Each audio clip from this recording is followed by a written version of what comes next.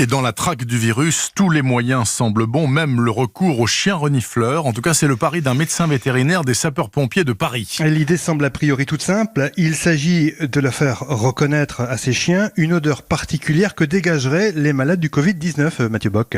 Les médecins posent des compresses sous les aisselles des malades pendant 10 minutes afin de récolter leur sueur.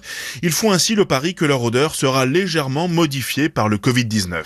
Les chiens vont ensuite renifler ces compresses une centaine de fois par jour pendant une semaine afin de la mémoriser, puis recevront une récompense à chaque fois qu'ils les choisiront au milieu d'autres compresses non contaminées. Dominique Grandjean est le chef du service vétérinaire des pompiers de Paris. Quand est arrivée cette pandémie, on s'est dit qu'il n'y avait pas de raison en fait qu'un virus ne laisse pas de traces olfactives sur une personne. Ça a déjà été démontré pour des maladies virales chez les bovins, où les chiens servent d'outils de détection de ces maladies. N'importe quel chien de pompier, gendarme, police nationale, douane, devient un candidat à la chose. C'est un chien d'explosif en France. Il a une quarantaine d'odeurs d'explosifs dans le nez.